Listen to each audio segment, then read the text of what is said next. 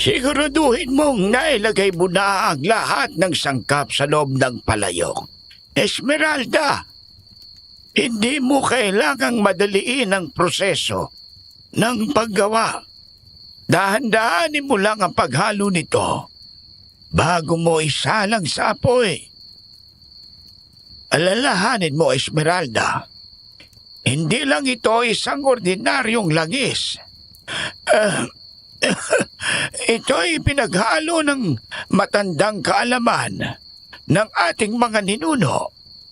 Ang langis na ito ang nagpoprotekta sa atin laban sa mga sakit at nagsisilbing babala kapag may masamang nilalang sa paligid. Oo, Tay Delphine. Wala ho kayong dapat ipag-alala.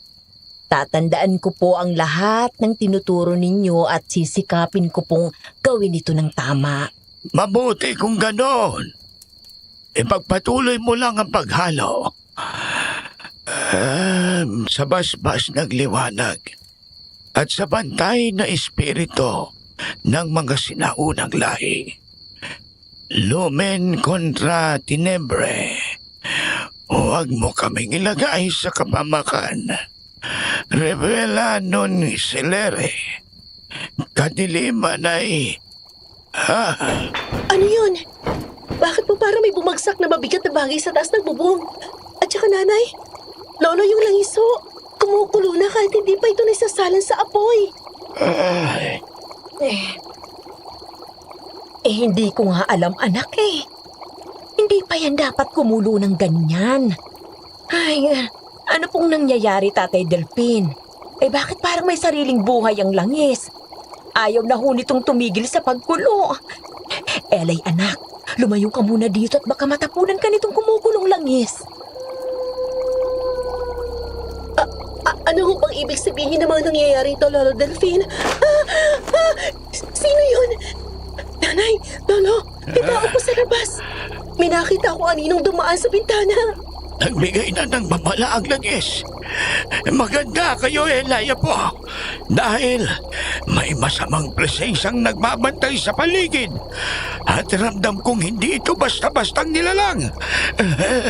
Ito'y isang nilalang na hindi lang kapamakan ang dala sa atin. Isang nilalang na maaari ding magdulot ng isang matinding pagkasira.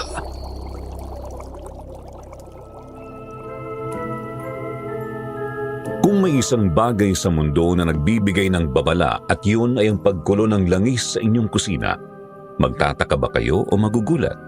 At handa ka rin bang malaman kung ano ang dahilan ng pagkulo nito? Isang mapagpalang araw po sa inyo, Sir Jupiter, at sa inyo rin, mga tagapakinig. May mga sugat na hindi agad-agad naghihilom, kahit pa anong gamot ang inumin at langis ang ipahid mo sa balat mo, galing sa mga taong malapit sa iyo. Ako po si Eli, mahigit 10 taon na rin ang nakalipas mula nang mangyari ang kwentong ito. Isang karanasang kailanman ay hindi ko makakalimutan, lalo pat ang laking pinsala na iniwan ito sa pagkatao ko. Lumaki ako sa isang simple, masaya at kumpletong pamilya, Sir Jupiter. 20 anyos ako noon at nasa kolehiyo na. May maliit kaming karinderya sa aming lugar, tapos ang tatay Hernan ko naman ay isang tricycle driver. Pero bukod doon, nagbebenta din kami ng langis. Yun ang pangunahing ikinabubuhay namin. Dating albularyo sa aming lugar ang Lolo Delphine ko. Ayon sa kwento ng Nanay Esmeralda ko ay madalas daw itong dayuhin ng mga tao para magpagamot dahil mabisa ang langis na ginagamit niya. Ngunit nang mawala ang kanyang paningin, tuluyan na rin siyang tumigil sa panggagamot. Kaya tinuruan na lamang niya ang nanay ko sa paggawa ng langis. Ito ang langis na binibili sa aming lugar, mapabata man o matanda. Ginagamit nila itong pampahid sa mga sakit sa balat at pananakit ng katawan, lalo na ang mga may rayuma. Akala ko noon, Sir Jupiter, simpleng langis lamang yun. Pero nagkamali ako dahil isang gabi habang tinuturuan ng Lolo Delphine ko ang Nanay Esmeralda sa paggawa ng langis, bigla na lamang itong kumulo kahit hindi pa naman ito nakasalang sa apoy. mabilis at marahas na parabang may sarili itong buhay. Sa mga sandaling yun, matinding takot at kaba ang lumukob sa puso ko, lalo na nang maalala ko ang iniwang babala sa amin ng Lolo Delfin ko. Yun ay ang matinding pagkasira. Isang pagkasira na hindi ko napaghandaan.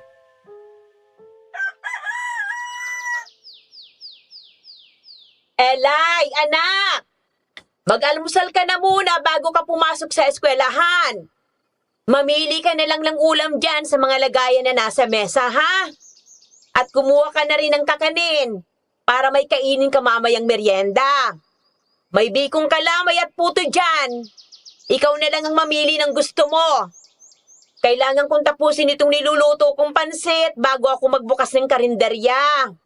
Request kasi ito ng Lolo Delfin mo. Maya-maya lang dadagsa na ang mga suki natin. Opo, Nay. Magbibihis lang po ako ng uniforme. Ay, oo nga po pala, Nay. Muntik ko na makalimutan. Yung teacher ko nga po pala, nagbili sa akin ng langis kahapon bago po ako umuwi. Naubusan na ako kasi siya eh. Madalas pa naman pong sumpungin ng rayuma yon. Naku anak, bakit naman ngayon mo lang sinabi? Naubusan na tayo ng stock ng langis dito sa bahay. Kung nalaman ko lang kagad, napagtabi ko sana siya. Hindi pa kasi ako nakakagawa ulit. Yung mga natira kasi kahapon dito ay pinadala ko na sa Tatay Hernan mo kaninang madaling araw. Order kasi yun dun sa kabilang barangay kaya pinahatid ko na. Ganun po ba? Iyaan nyo, Nanay. Sabihan ko na lang po yung teacher ko na saka ko na lang siya dadalan kapag nakagawa na kayo ulit. Tulungan ko na din kayo mamaya sa paggawa, Nay. O siya, sige. Mas madali akong matatapos kung ganon. Teka, aalis ka na ba? Etong baon mo, anak. Nako, Nay, di na po. May sobra pa naman ho akong pera dito. Tabi nyo na lang po yan. O kaya, pandagdag nyo na lang po sa mga gastusin dito sa bahay. Napakaswerte talaga namin ng Tatay Hernan mo sa'yo, anak. Maganda na, masipag, at ubod pa ng bait. Naku, si Nanay ng bola na naman eh. Mahal na mahal ko po kayong dalawa ni Tatay, Nay. At napakaswerte ko din po na kayong naging magulang ko. Ano ba yan, anak? Pinapaiyak mo naman ang nanay eh. Mahal na mahal ka din namin ng Tatay Hernan mo, Elay. Lagi mong tatandaan yan. O siya, sige na. Bago pa tayo tuluyang mag-iyakan na dalawa dito, dalhin mo na itong binalot kong pansit sa Lolo Delfin mo. Madadaanan mo naman yung kubo niya bago ka pa makarating sa eskwelahan mo. Sige po. Love you, Nanay kong maganda. Kayo ni Tatay. Alis na po ako. Mahal din kita, anak. Mag-iingat ka, ha? O siya, sige na. At may mga customer na tayo sa labas. Sa ganong eksena nagsisimula ang bawat araw ko, Sir Jupiter. Gigising ng maaga para tumulong sa aking nanay Esmeralda sa mga gawaing bahay bago ako pumasok sa eskwelahan. Simple lang naman ang pamumuhay na meron kami. Sa tuwing wala akong pasok, tinutulungan ko si nanay sa pag-aasikaso ng mga customer na bumibili ng aming mga ulam at lutong merienda. Samantala ang Tatay Hernan ko naman ay maagang pumapasada. Kung minsan hindi ko na siya naaabutan dahil maaga siyang umaalis. Siya rin ang naghahatid ng mga pa-order na langis ni nanay sa mga kalapit barangay namin. Kapag walang pasada, siya ang nakatoka sa kusina para magluto ng mga paninda naming ulam. Lumaki ako na puno ng pagmamahal. Lagi iyong pinapaalala at pinaparamdam sa akin ng mga magulang ko, pati na rin ng Lolo Delfin ko. Ano pa bang mahihiling ko? Isa pa napakaswerte ko rin dahil nagkaroon ako ng isang kaibigan. Mabait, maingay at madaldal nga lang. Hindi ko alam noon na ang payapang umagang yun, ang mga simpleng gawain, ang mga ngiti at ang normal na takbo ng aming buhay ay unti-unti nang magbabago. Uy, Elay! Bilisan mo naman! Kanina pa kita inaantay dito eh. Pakopya muna ako ng assignment natin. At saka nabalitaan mo na ba yung nangyari kahapon dun sa kabilang section? Teka lang naman, Patring. Aga-aga eh. Assignment na kaagad ang bungad mo? At saka yung sinasabi mo nangyari sa kabilang section? Saan mo na naman ba nahagilap ang balitang yan ha? Nauna na ako umuwi sa iyo kahapon pero heto, at kung ano-ano na naman yung chismis dala mo. Kaya ka nasasabihan chismosa ng mga kaklase natin Grabe ka naman sa akin, Elay. Hindi yun chismis, no? Totoo yun. At saka isa pa, alam mo naman kapag tungkol sa mga pinagagawa sa atin ng mga teacher, ikaw lang talagang maasahan ko.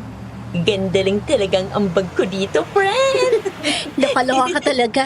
Halika na nga. Tuloy mo na lang sa classroom yung kwento mo habang kumukopya ka sa akin. May 1 oras pa naman tayo bago magsimula ang first subject natin. Mamaya na yung nahagilap mong chismis sa kabilang section. Halika na.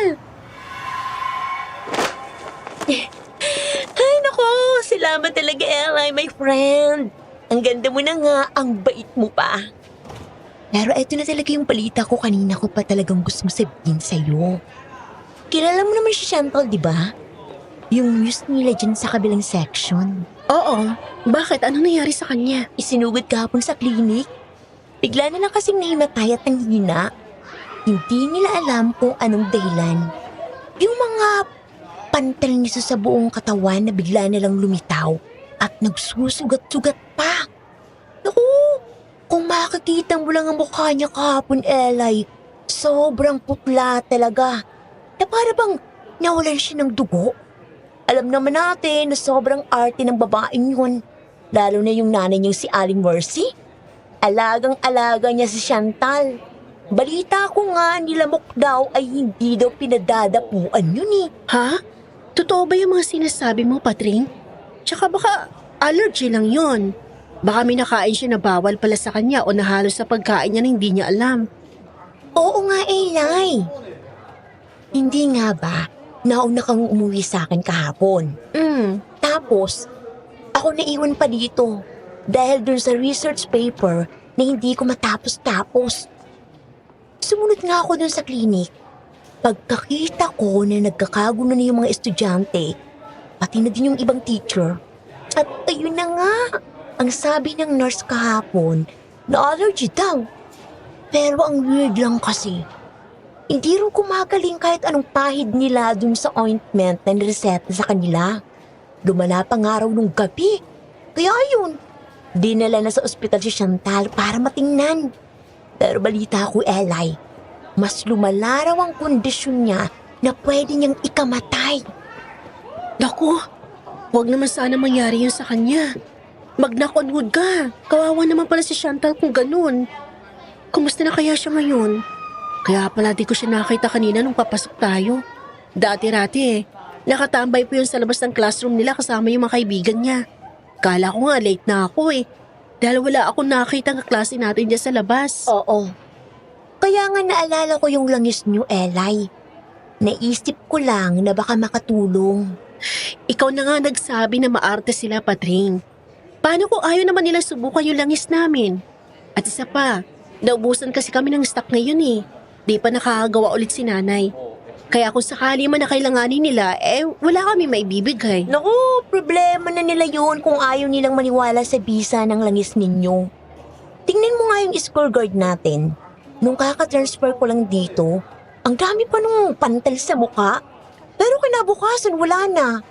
At dahil yun sa langis nyo. Binida pa nga niya yun sa mga teacher natin Kaya nga naging suki nyo na din sila, di ba? Lalo na si Ma'am Sheila na laging nirarayuma. Kaya nasa kanila lang talaga kung maniniwala ba sila o hindi.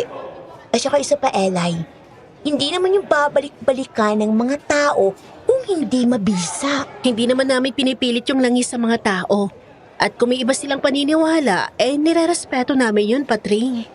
May hindi pa ako nasasabi sa'yo, Elay. Kanina, bago ka pa makarating dito, nagkagulo ulit sa faculty ng mga teacher. Katulad ng nangyari kay Chantal, inimatay din yung bagong student teacher na si Ma'am Janice. Nagkaroon din siya bigla ng mga pantal sa katawan at parehong parang nauubusan na din ng dugo ang muka. Pansin mo ba na puro magaganda na yung mga hinimatay? Baka mamaya tayo ng sunod. Ano ko ba naman? Baka nagkataon lang, Patring. Huwag kang magsalita ng ganyan. Ayoko ng mga ganyang biro, ha? Basta mag-iingat ka, Elay, ha? Hoy, may sinasabi ka ba? Wala. Nung mga oras na yon, bigla na lamang akong binundol ng matinding kaba. Lalo pa nang seryoso akong tingnan ni Patring. Walang mababakas ng ngiti at blanko lang ang titig niya sa akin. Kalaunan ay nginitian din naman niya ako, pero hindi nun napawi ang kaba na naramdaman ko ng mga oras na yon. Idagdag mo pang yung mga kwento niya na bigla kong ikinabahala. Naisip ko tuloy kung nagkataon nga lang ba talaga ang mga nangyari. Mahilig sa chismis si Patring, Sir Jupiter, pero minsan may mga kwento siya na para bang ang hirap paniwalaan, para kasing kwentong barbero eh. Sa kabila nun, pinapakinggan ko pa rin siya. Mahigit 3 buwan ko nang kilala si Patring, Sir Jupiter. Kahit bagong salta lang din siya sa lugar namin, mabilis ko siyang nakapalagayan ng loob at naging kaibigan kalaunan. Transfer student siya at halos sa lahat ng subject ay magkaklase kami. Kaya naman mas lalo kaming naging malapit na dalawa kahit pa mas matanda siya ng 2 taon sa akin. 22 anyos na si Patring at mag-isa lang siyang naninirahan sa isa sa mga paupahan sa likod ng malaking bahay na malapit lang sa eskwelahan namin. Ang sabi niya, nasa ibang bansa raw ang nanay niya na siyang sumusuporta sa kanya. Bukod doon, wala na itong iba pang nabanggit na kamag-anak.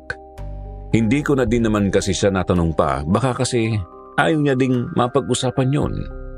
At bilang kaibigan niya, nire-respeto ko ang boundaries niya. Salamat naman at natapos din. Pakiramdam ko dumugo ang utak ko sa mga numbers na yun eh.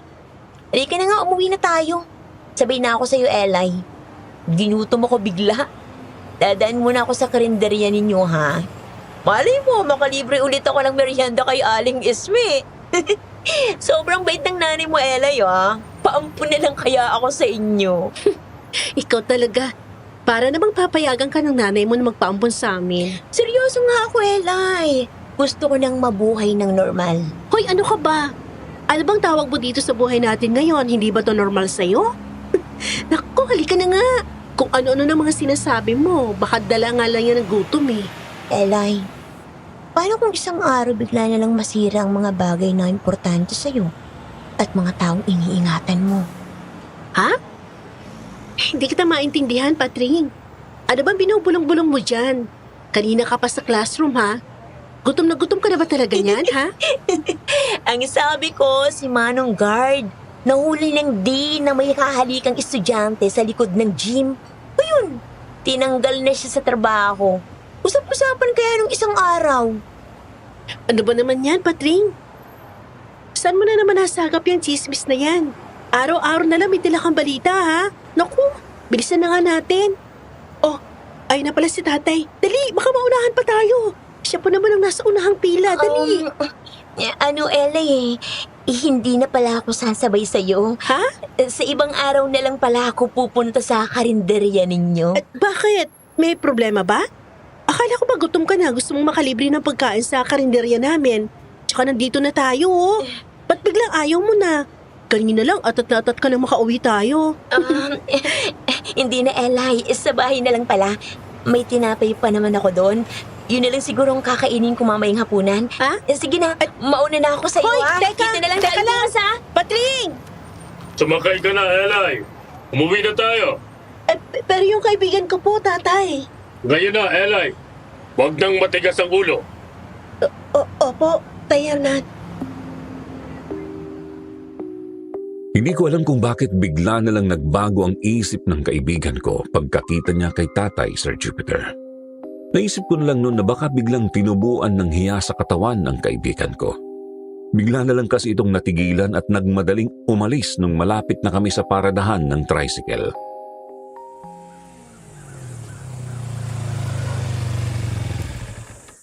Nay, nasan ka? Andito na po kami. Teka, maaga po ata kayo nagsara ngayon. Nandito ako sa may kusina, anak. Maaga kasing naubos sa mga paninda natin. Kaya maaga akong nagligpit. Pero nagtira naman ako ng ulam para sa inyong dalawa ng Tatay Hernan mo. Alam kong pagod siya sa trabaho at ikaw naman ay sa eskwelahan. At isa pa, hindi muna ako magtitinda ngayong gabi. Kailangan kong puntahan ng Lolo Delfin mo sa kubo niya para kunin yung mga sangkap na kakailanganin ko mamaya para sa paggawa ng langis. Oo nga po pala, Nay. Nangako ako na tutulong po ako sa inyo mamaya. Magbibihis muna ako, Nay, ha? Samahan na po kita pumunta kay Lolo Delfin. Sige anak, magbihis ka na at ipaghahain ko na muna kayo ng tatay mo. Teka, nasa na nga bang tatay mo? Hindi ba siyang kasabay mong umuwi? Bakit hindi ko siya nakitang pumasok dito? Opo. Hindi na po siya dumaan dito sa karinderya. Dumiretso na po sa likod bahay si Tatay, Nay. Mukha pong pagod na pagod eh. Kanina pa lang po sa paradahan ng tricycle eh. Medyo nakagalitan niya ako. Ay, ganun ba? Kaya ba ganyan ang itsura mo at walang kasigla-sigla? Pagpasensyan mo ng tatay mo, Elay. Baka nga talagang pagod siya kaya umakto siya ng ganun sa'yo kanina. Pero hayaan mo at pagsasabihan ko dahil hindi naman din tamang ginawa niya sa'yo. O siya, halika na at sabay-sabay na tayong sa bahay na lang kumain. Dadalhin ko na lang ang mga ulam na ito. Sige po. Mauna na kayong kumain. Wala akong gana. Masama po bang pakiramdam niyo, Tay? Simula po kanina ganyan na po kayo. May problema po ba? Wala ito, anak. Pagod lang talaga. Mahaba kasi ang pasada ngayon. Pagod lang ba talaga, Hernan? Kanina ka pa balisa at nakagalitan mo pa nga itong anak mo na hindi mo naman dating ginagawa kahit gaano kakabagod sa trabaho. Kahit sa karinderya nga hindi ka man lang dumaan. Ano bang nangyayari sa'yo, mahal? Wala mahal. Pasensya na, Elay, anak. Pagpapahinga muna ako. Masakit ang ulo ko. May service pa ako mamayang gabi. Service? Kailan ka pa tumanggap ng service tuwing gabi, Hernan? Hindi ba't ayaw mong bumiyahe sa gabi? Dahil sa'yo na nga din mismo nang galing na delikado na kapag mga ganong oras. Masyado ka ng maraming tanong, Esmeralda. Hayaan niyo muna ako makapagpahinga. Sinisigawan mo ba ako, Hernan? Nag-aalala lang naman ako sa'yo. Kami ng anak mo. Anong masama sa mga tanong ko, ha? Hindi lang kita pinuna kaninang umaga pagka-uwi mo galing sa kabilang barangay, pero ngayon, na ganitong inaakto mo sa amin ay hindi ko mapapalampas. Sinabi ko na, pagod lang ako at gusto kong makapagpahinga. Ilang beses ko bang dapat ulitin yun sa'yo, Esmeralda? Para maintindihan mong sinasabi ko. Tama na ho, Tay. Nay, tama na ho.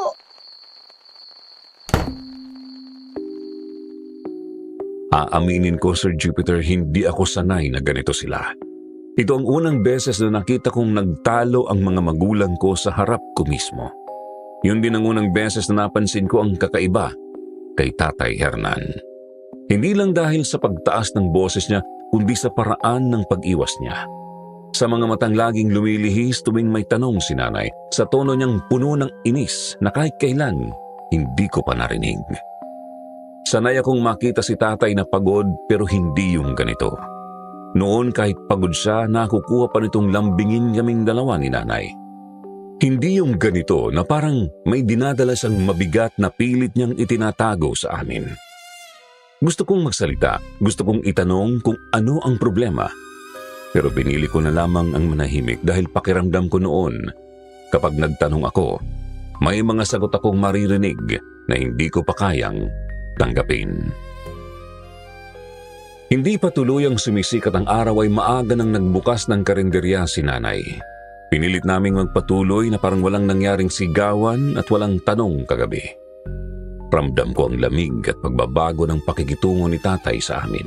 Sa bawat kalansing ng kutsara, sa bawat bulungan ng mga tao ay hindi ko maalis sa dibdib ko ang namumuong kaba sa mga tanong na nagsisimula ng mabuo sa isip ko. Elay, anak. Labasin mo nga muna si Patring at kanina pa yung naghihintay sa'yo. Ako na lang ang tatapos yung mga piniprito mong isda. Si Patring nandiyan sa labas? Nakakapagtaka naman. Ang aga pa. Ayaw na pumupunta dito nung maaga lalo pat wala naman kaming pasok ngayon. Oo, anak. At nakita ko pa nga siyang bumaba sa tricycle ng tatay mo. Inutusan ko kasi kanina ang tatay mong i-deliver yung mga ginawa kong suman at ginataang bilo-bilo sa mga suki namin sa palengke. Baka nung pauwi na nadaanan niyang kaibigan mo at isinabay na rito. Ah, ganun ho ba? Baka ganun nga po nangyari. Sige po, Nay. Puntahan ko na muna. Baka mainip na yan. Biglang umalis. Sige anak, pakiasikaso na rin ng mga ibang customer natin na nag-aalmusal dyan at bumibili ng ulam. Sige po, Nay. Ako na pong bahala.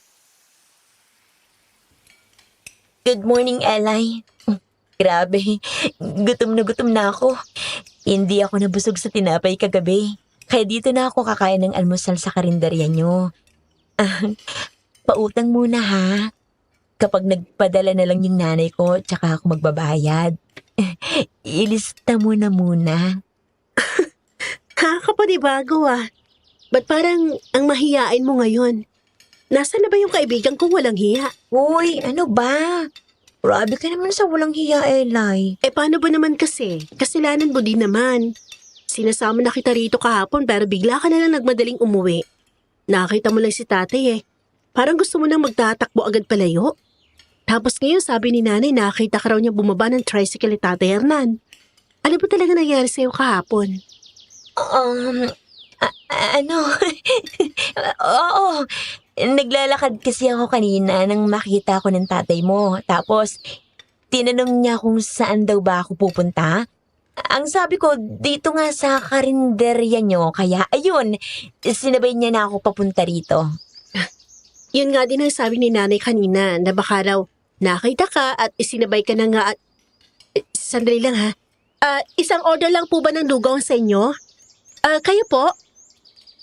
Sandali lang po Pakihintay na lang po. Ihatid ko na lang yung ulam sa mesa nyo. At ikaw, eto naman yung sayo.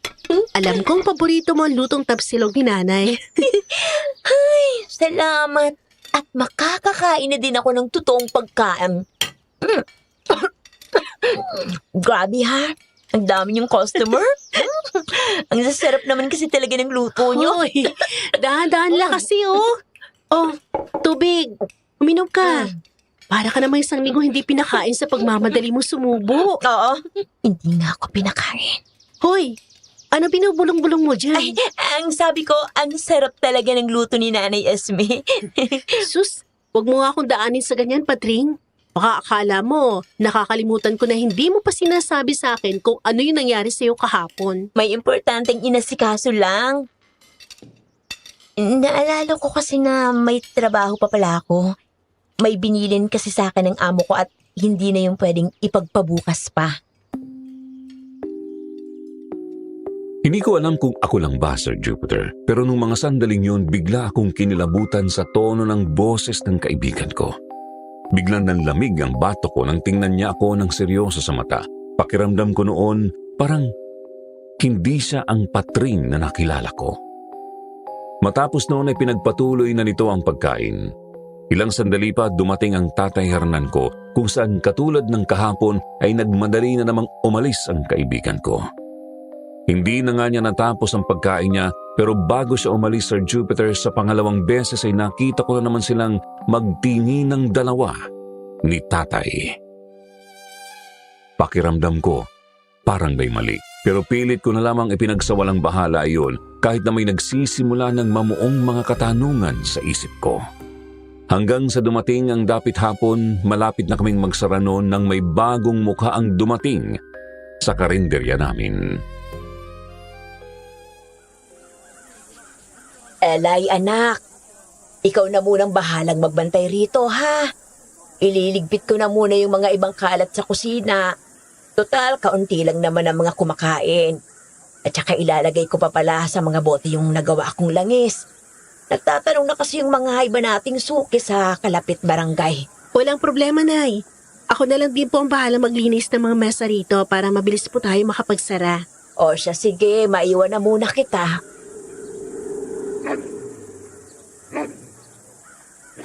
Magandang araw. May ulam pa kayo? Opo, meron pa. May adobo at ginisang gulay pa po kami. Ano pong gusto nyo? Dito po ba kayo kakain o ibabalot ko na lang ho? Napakaganda mong bata. Sariwang sari. Pasensya na po ate, di ko po kayo ganong marinig eh. Pwede niyo po bang ulitin ko anong bibili nyo? Adobo na lang, iha. Dito na din ako kakain. At isa pa, huwag mo akong tawaging ate. Baka nga, magkasing edad lang kami ng nanay mo. O kaya naman, ay mas matanda pa ako sa kanya.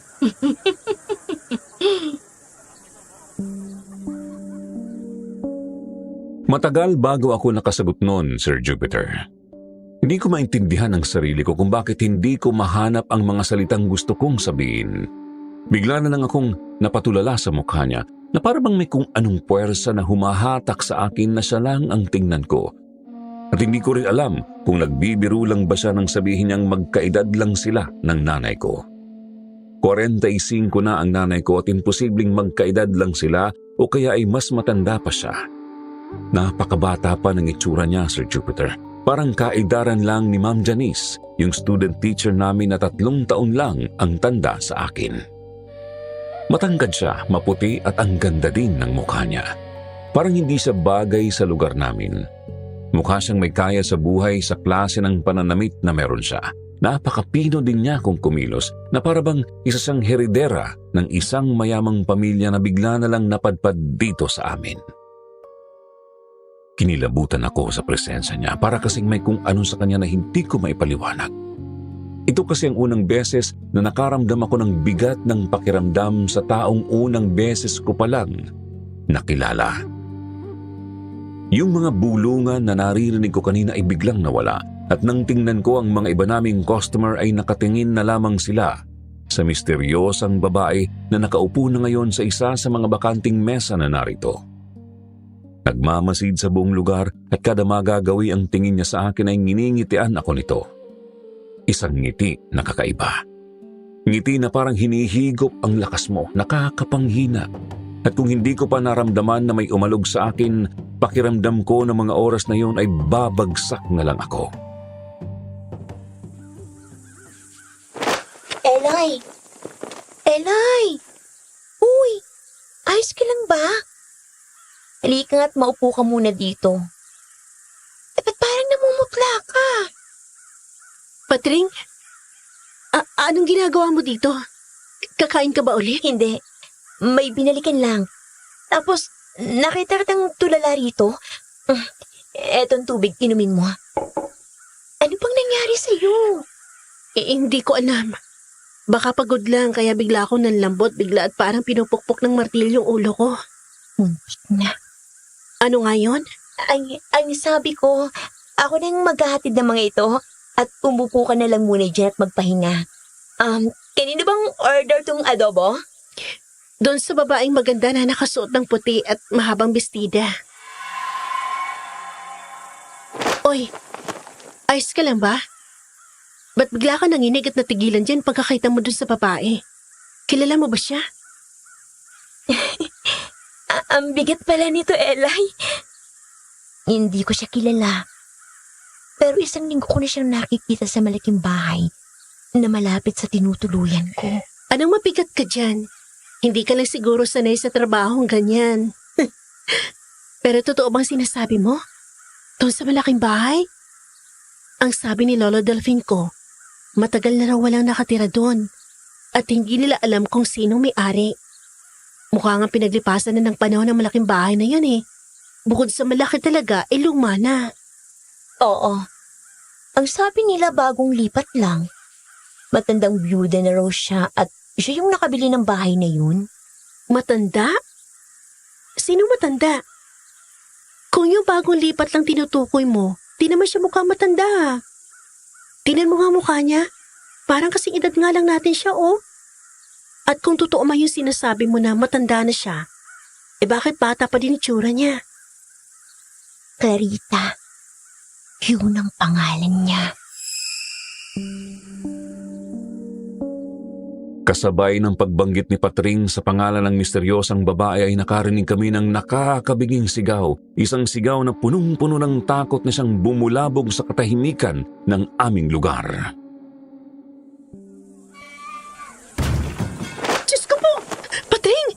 Bigla na lang hinimatay yung bata! Teka, bakit ang bilis mamutla ng balat niya? Parang naubusan agad ng dugo! Sa loob ng 1 linggo, pangatlo na siya sa mga babaeng bigla na lang nahihimatay. Hindi ba apo ni Aling Faye yun? Yung magandang bata na lagi niya kasama bumibili ng kalamay sa amin? Hindi ba't minsan na siya bumili sa atin nung tinulungan mo ako maglako noon? Nasaan na kaya si Aling Faye? At bakit mag-isa lang yung apo niya? Oo, siya nga. Ellie, teka lang! Saan ka pupunta? Huwag mo nang lapitan. Kaya ni nila yan. Alam nila lang gagawin sa bata. Tumawag naman sila ng tulong eh. Maya-maya lang, nandito na yung magdadala ng bata sa klinik. Pero Patring, yung langis ni Nani baka makatulong yun. Kung wala tayong gagawin, baka mas lalong lumala ang kondisyon ng bata. Tingnan mo oh, yung balat niya lalong pumupula at mukhang nagsusugat na. Kapag lumapit ka, baka ikaw nang... Nay, ano pong nangyari at bakit puro paltos sa mga kamay niyo? Yung langis anak, bigla na lang uminit at kumulo habang nilalagay ko yun sa mga bote. Habang nagkakagulo ang mga tao dahil sa batang bigla na lang hinimatay ay nagmamadali namang lumabas ang nanay Esmeralda ko na galing sa kusina kung saan puro paltos ang mga kamay niya.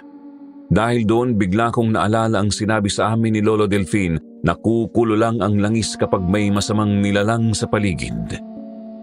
Bigla akong nakaramdam ng matinding kaba at binalot ng takot habang isa-isa kong pinagmasdan ang mga tao sa karenderya namin. Hanggang sa mapunta ang tingin ko sa aking kaibigang si Patring at hindi ko alam pero bigla akong kinilabutan nang makita kong halos manlisik na ang mga mata niya habang nakatingin kay Clarita na prenteng nakaupo lang habang nakamasid sa mga taong nagkakagulo pati na rin sa batang babaeng nakahandusay na tila wala ng buhay. Wala man lang itong reaksyon sa mukha, Sir Jupiter, pero ilang sandali pa bigla na lang siyang ngumiti na siyang nagpatigil sa akin ng sandaling magawi ang tingin niya sa akin. Doon ako natigilan at hindi ko alam kung bakit pero bigla akong kinapos ng hininga ng mga sandaling yun. Walang may gusto sa nangyari sa batang iyon. Hindi mo kailangang sisihin ang sarili mo, Esmeralda. Pero tay, kung hindi sana tumapon yung langis, naging sapat sana yun para matulungan yung apo ni Aling Fe. Sapat ang langis para mapagaling ang mga sugat niya. Pero hindi ang mailigtas ang buhay niya. Masyadong malakas ang nilalang na may gawa noon sa bata at masyadong mabilis ang mga pangyayari. Hindi ba sabi niyo po dati na pang-proteksyon ng langis? Na kaya nitong itaboy ang mga masasama? Pero bakit po ganun? Bakit hindi pa din nakaligtas yung bata, Lolo Delfin? Dahil hindi lahat ng sugat, Elay, ay kayang pagalingin ng langis. Kawawa naman si Aling Fe. Wala na siyang makakasama sa buhay. Yung batang yun na lang kasi ang tanging kasakasama niya sa buhay eh. Pero hindi ko pa rin maintindihan, Lolo. Ano po ba talagang nangyayari? Lahat ng mga naging biktima nagkakasugat-sugat ang balat at pare-pareho naubusan ng dugo. Nagkataon lang po ba ang lahat ng mga nangyayari? Panahon na siguro para malaman mo ang totoo, Elay. May mga nilalang na namumuhay sa sariwa at malinis na dugo ng bata. At habang umiinom sila ng sariwang dugo, ay hindi sila tumatanda. Sila ang mga tinatawag na aswang. Aswang ho? Pero anong klaseng aswang naman po ang gagawa nun sa kanila? Wala rin pong ebidensya na may halimo na nagpakita ng oras na yun. Kaya paano? Apo. Mga aswang. At hindi lahat ng mga aswang ay halimaw ang kanilang itsura. Ang iba ay mas maganda pa sa tao. Maraming taon na ang nakalipas. Hinubukan naming ubusin ang lahi ng mga aswang. Bukod sa proteksyon at pagbibigay alam na nasa paligid lang ang mga masasamang nilalang, ay gumawa din kami ng langis na pansunog. Madampi lang kahit konti ng langis na iyon sa balat nila, ay magiging abo sila. Buntis ang Lola Adelia mo noon, at para mailigtas ko silang dalawa ng Nanay Esmeralda mo, na nasa sinapupunan pa lamang niya, gumawa ako ng pain para maubos sila. Pero hindi sumapat ang pain na langis. Hindi ko alam na may natira pa pala sa lahi nila. Kaya po ba kumukulo ang langis dahil may aswang na umaaligid sa baryo natin? At yun din po ba ang dahilan, Lolo, kung bakit po kayo nabulag? Oo, Eli. Dahil sinumpa nila ako, Apo. Dahil sa ginawa ko. Parang ayaw tanggapin ng utak ko ang lahat, Sir Jupiter. Gusto kong sabihin na imposible na gawa-gawa lang to ng matatanda, pero habang pinapakinggan ko si Lolo, wala akong mahanap na dahilan para hindi maniwala. Nang sabihin niyang hindi lahat ng aswang ay halimaw ang itsura, na ang iba raw ay mas maganda pa sa tao, hindi ko alam kung bakit, pero isang mukha ang biglang pumasok sa isip ko. Si Clarita. Eli, anak. Ikaw na muna maghatid ng mga kakanin na to sa mga suki natin sa palengke. Kilala mo naman sila, hindi ba? May ibibigay akong listahan sa'yo. Kailangan ko na kasing umalis at late na ako dun sa servisan ko. Service? Ay, akala ko po ba kayo nakatoka ngayon na magluto sa kusina, Tay? Hindi, anak. Nag-usap na kami ng tatay mo. Siya na ang nagluluto ngayon sa karinderya. O sige na, alis na ako. Teka lang ho! Tay Hernan! Elay, Pati? Oh, teka, ano ginagawa mo dito? hinahanap talaga kita. Galing ako sa inyo, pero hindi kita naabutan doon. Ang sabi ng Nanay Esme mo, kasama mo ang tatay mo para mag-deliver ng mga kakanin dito sa palengke. Pero hindi yun ang sadya ko, Elay. Eh, ano pala kung ganon? May nakitang bangkay ang mga rumorondang tanod kanina sa may tabing ilog. Ang sabi nila yung babaeng nakita nila, yung nanalo sa beauty contest sa kabilang barangay nung nakarang buwan. Si Chantal at Teacher Janice. Wala na din sila, Elay. Ano sabi mo? Diyos ko, totoo ba yan? Ano bang nangyayari sa lugar natin? Bakit parang sunod-sunod na mga babae namamatay? Naku, Patri, natatakot na ako. Bakit pakiramdam ko simula na dumating sa lugar natin si Clarita? Nagsimula na rin magkagulo ang lahat. Wala namang mga balitang ganito noon nung wala pa siya. Kagaya na lang ng mga oras na hinimatay yung apo ni Alin Fe. Hindi ba tanto siya noon? May hindi ka pa ba sinasabi sa akin, Patring? Ikaw ang unang nagsabi sa akin ng tungkol sa kanya, di ba? Ano pa ba ang mga nalalaman mo tungkol sa babaeng yon? At ang mga balitang yan, bakit ikaw lagi nakakaalam? Teka, ano mga yan?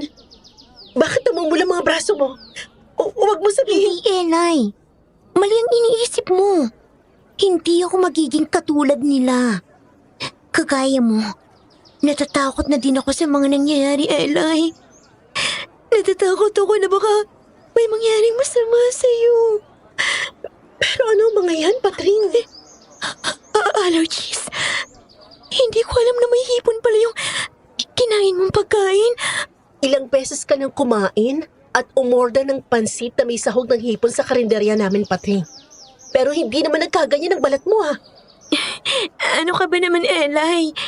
Hindi mo lang kasi napapansin na may baon ako laging gamot na anti-allergy. Kada kakain ako ng pansit sa inyo, naubos na kasi yung gamot. Kaya hindi na ako nakainom kinabukasan. Hindi ko na alam, Sir Jupiter, kung ano na ba ang paniniwalaan ko dahil maski ang kaibigan ko ay nakuha ko na rin na pagdudahan. Punong-puno ang isip ko ng mga katanungang maski ako ay hirap na hirap akong hanapan ng kasagutan. Napilitan akong paniwalaan ang sinabi sa akin ni Patring na allergies nga lang ang nasa balat niya.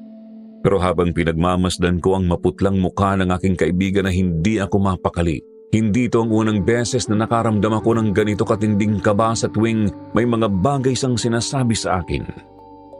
Kaya simula nun, mas naging mapagmasid ako lalo na sa mga kilos niya.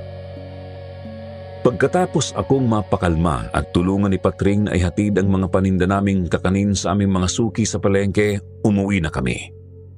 Malapit na kami sa paradahan noon, Sir Jupiter, nang makita ko si Tatay Hernan na kasama si Clarita. Masaya silang nag-uusap na akala mo matagal na silang magkakilala. Gusto ko silang puntahan noon pero nahuli na dahil sumakay na ng tricycle ni Tatay si Clarita. Naisip ko na lang na baka siya yung tinutukoy na service ni Tatay. Yun na lamang ang pinaniwalaan ko kahit pa sa loob-loob ko ay hindi yun simpleng service lang. Hanggang sa makauwi kami, bumungad sa akin ang isang eksenang halos hindi ko mapaniwalaang mangyayari. Eto na ang request mo ginuguan, Clarita. Ako nagluto niyan. Dahan-dahan at mainit-init pa.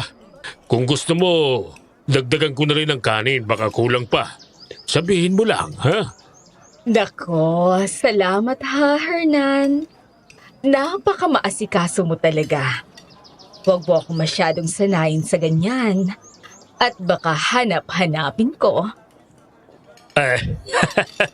Ayos lang yun, basta para sa'yo, Clarita. Hayaan mo ng asawa ko, Clarita, at ganyan talaga yan. Lalo na sa mga bagong customer. Paraan niya yan para balik-balikan nila kami. At saka, pagpasensyahan mo na ha, kung medyo magulo dito. Alam mo naman, karinderya, baka hindi ka sanay sa ganito. Pero huwag kang mag-alala, tahimik at ligtas ang lugar namin. Ganun ba? Gusto ko nga yung ganito, Esmeralda. Tahimik, payapa, parang ligtas ako dito. Oo naman, ligtas ka dito, Clarita. Hindi ba mahal? Oo, mahal. Nay? Tay? Siya na ba ang anak niyo? Oo, siya si Eli. Nag-iisang anak namin siya ni Hernan. Napakaganda naman ang anak niyo. Batang-bata. At parang hindi nakakasawang tingnan. At sino naman itong kasama niya? Siya si Patring, matalik na kaibigan ni Eli. Napakabait ng batang yan. Mas sunurin din ba? Nanay Esme, uuwi na po muna kami ni Eli sa bahay ninyo. May mga assignment pa po kasi kami at projects na gagawin. Pasahan na po kasi sa Lunes. Ay, ganun ba? O siya, sige na't mauna na kayo. Hatiran ko na lang kayo ng merienda ni Eli mamaya. Sige, Nanay Esme. Mauna na po kami ni Eli. Tay Hernan, Clarita. Hinayaan ko na lang na hilain ako ni Patring palayo sa karinderya. Hindi ko na nagawang magsalita pa. Hindi na rin ako nakapagpaalam kina Nanay Esmeralda at Tatay Hernan, lalo na kay Clarita. Nahuli ko siyang nakatingin hindi sa akin, kundi kay Patring. At kahit sandali lang yun, hindi ko makakalimutan ang tingin na ibinigay niya. Malamig at masyadong matalim, parang may gustong sabihin o ipaalala. Napalingon pa ako kina Nanay at Tatay Hernan dahil hindi mapakali ang dibdib ko.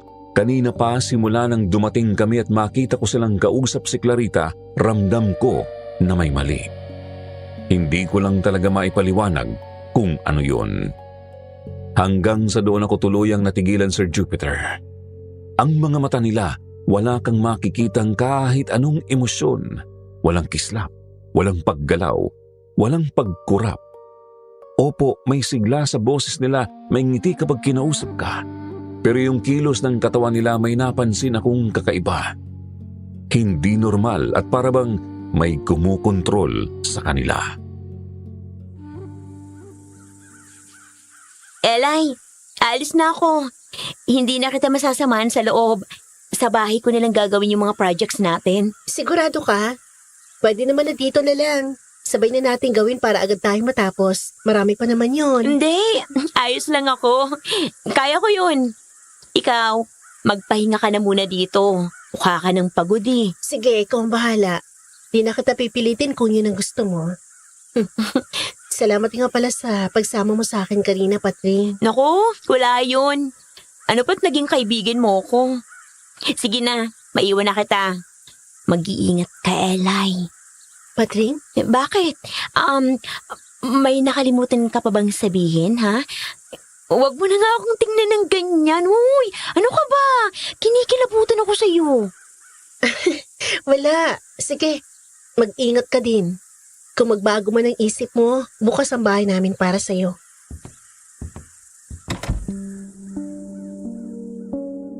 Nang maiwan akong mag-isa sa bahay, pakiramdam ko ay may mga matang nakamasid sa akin.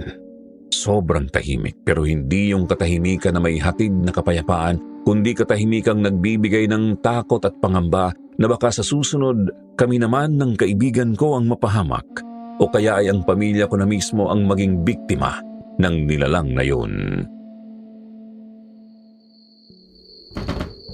Ano yun? May tao ba dyan? Lolo Delphine, ikaw po ba yan? Nasaan ka? Sino yan? Ah! Eli? Si Eli ba yun? Eli, anak ko! Oh, Diyos ko! Hernan ang anak natin!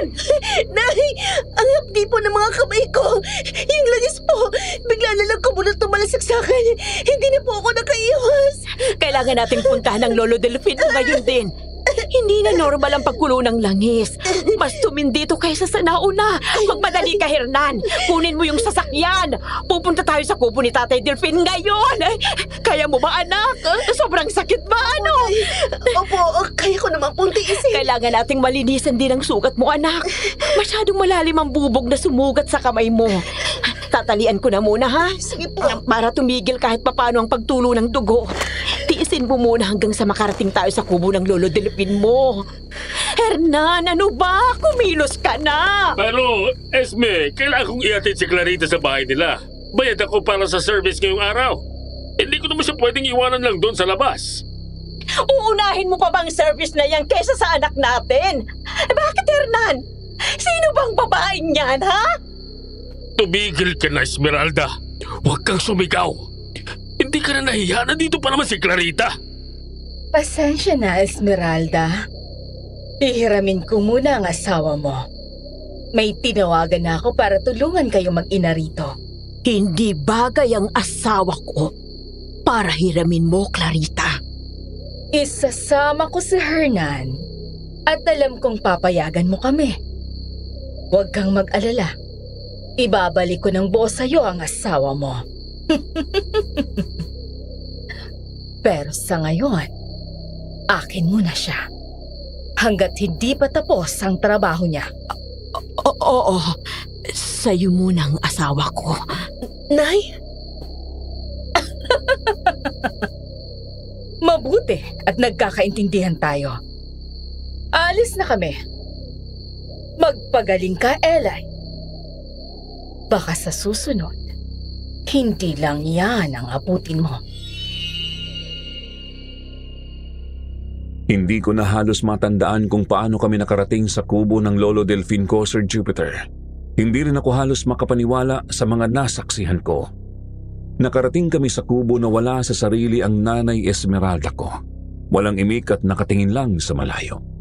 Yun ay dahil may kumontrol sa kanya. Si Clarita. Malinaw sa akin na hindi sa basta-bastang babae. Doon pumasok sa isip ko ang babala noon ni Lolo Delphine.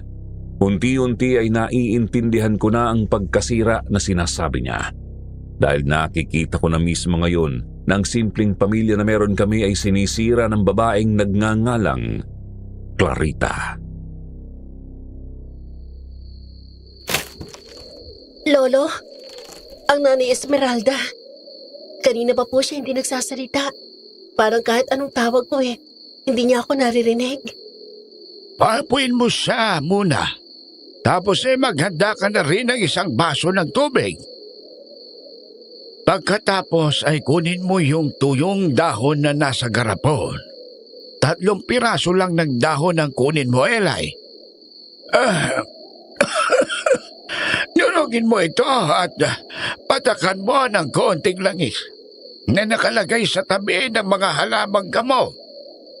Ipaamoy mo yon sa nanay mo. Opo, Lolo. Gagawin ko po. Huwag kang mag-alala, Apo. Magiging maayos din ang nanay mo. Kapag naamoy na niya ang gamot na yan. Eli, nasan tayo? Ang sakit ng ulo ko.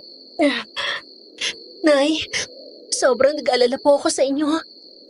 Akala ko hindi ka na babalik sa normal. Hindi ko mapapatawad si Clarita sa ginagawa niya sa atin. Pasensya ka na, anak. Teka, nagamot na bang mga sugat mo? Hindi pa po, Inay. Hindi naman po masyadong mahapdi at tumigil na din po yung pagdurog po. Tsaka, anong ibig mong sabihin? Anong kinalaman dito ni Clarita? Hindi niyo po ba napansin, Nay? Kinokontrol ho kayo ng babaeng yun. Pati si tatay napapaikot niya sa kamay niya. Nakita ko kung paano magbago yung mga reaksyon niyo kapag kinakausap niyo siya. Tingin ko, siyang sinasabi ni Lolo Delphine na dapat nating pag-ingatan. Pakiramdam ko, siyang may kagagawa ng lahat ng to, Inay. Hindi na dapat pang maulit ito, Esmeralda. Ang langis ay ginagawa para magbigay ng babala at proteksyon. Hindi ang makapanakit ng tao. Miski ikaw ay nakayang kontrolin ito. Isa lamang ang ibig sabihin ng mga nangyayari. Ano pong ibig niyong sabihin, Tay? Wala na po bang bisa ang langis? Kaya po ba dumalas ang pagkulo nito at pati kami nakuha ng sakta nito? Nakakapagbigay pa ito ng babala. Ngunit kontrolado na ito ng nilalang na yon. Yung langis na mismo ang ginagamit niya para makapanakit ng tao. Kaya kahit anong gawing pahid sa mga sugat, ay hindi ito sumasapat. Pero Lolo, paano po nangyari yun? Wala naman pong ibang nakakaalam ng sangkap at orasyon sa paggawa ng langis.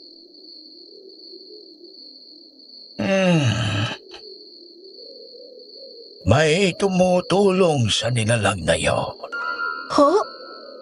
Pero sino, Lolo? Yon ang kailangan nating alamin.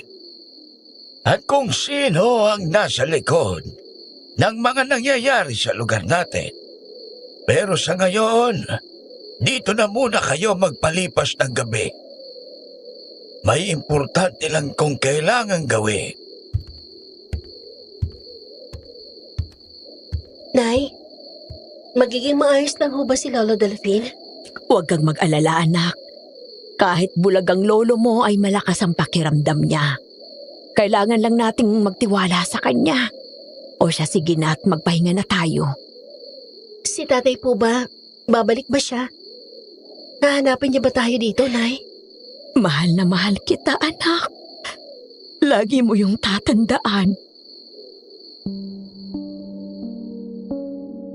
Gumuhit ang sakit sa puso ko nang hindi sagutin ng Nanay Esmeralda ko ang tanong kong yun, Sir Jupiter.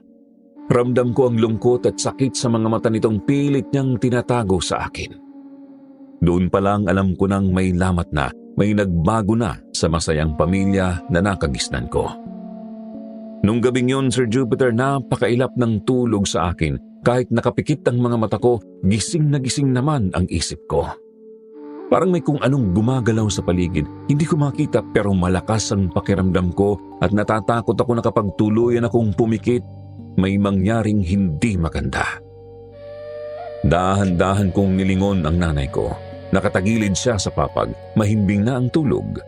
Maayos na ang paghinga niya na parang walang nangyaring masama kanina.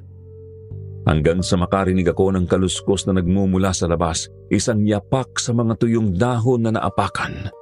Mabagal at parang sinasadyang wag gumawa ng kung anumang ingay.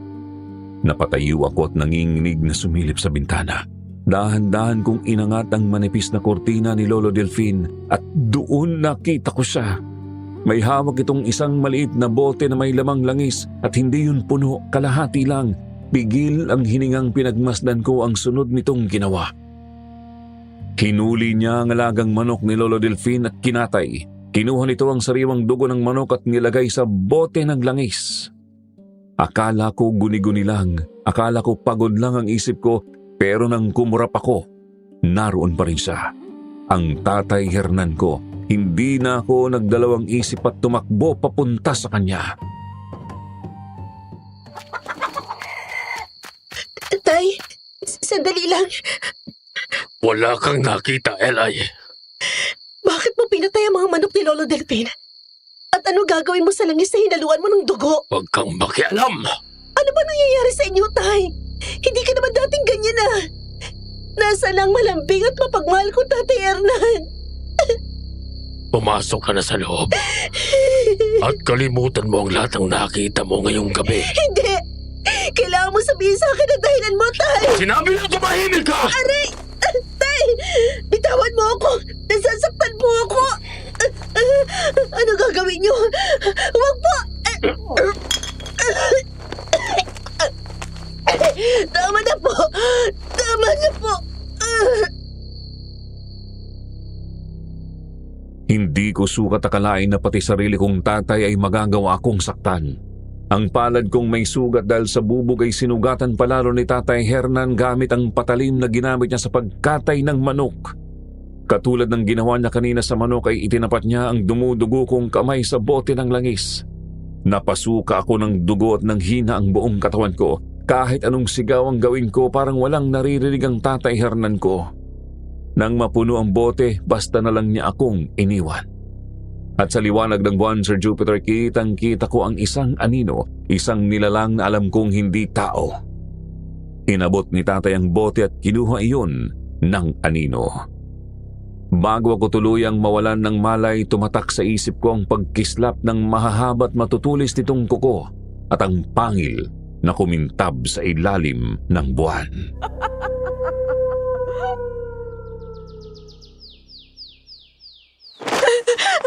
Elay, anak ko! Sinong may gawa sa'yo nito? Sino? Minahong ka, Esmeralda. Hindi yan makakatulong sa apo ko. Pero Tay Delfin, lalong lumala ang kalagayan ni Elay. Wala nang talabang langis. Nakikita niyo bang hitsura ng anak ko? Nagkasugat-sugat ng dating makinis niyang balat. Oh, Diyos ko!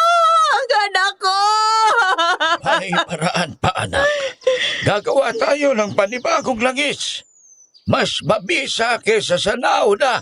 Hindi ko mapapatawad ang may gawa nito sa anak ko!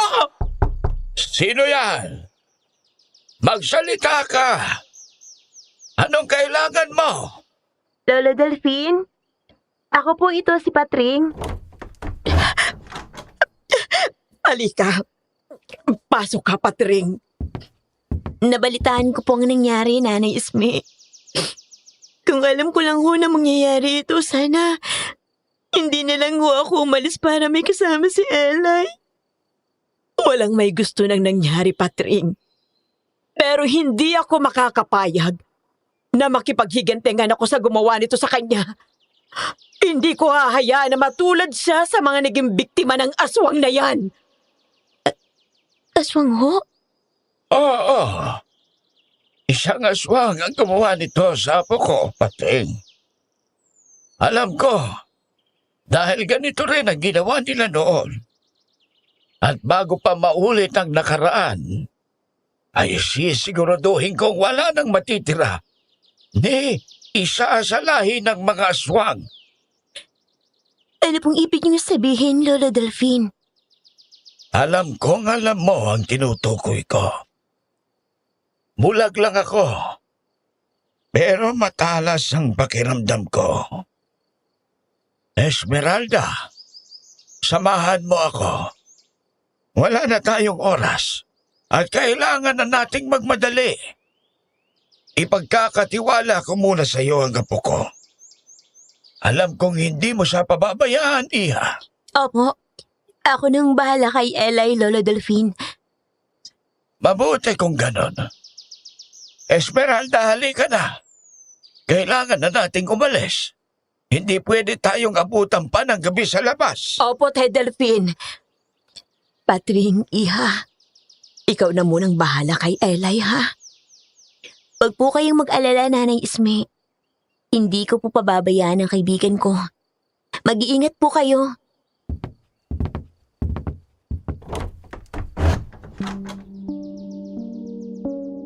Hindi ko alam kung ilang oras akong walang malay, pero nagising na lamang ako sa isang marahang haplos sa ulo ko.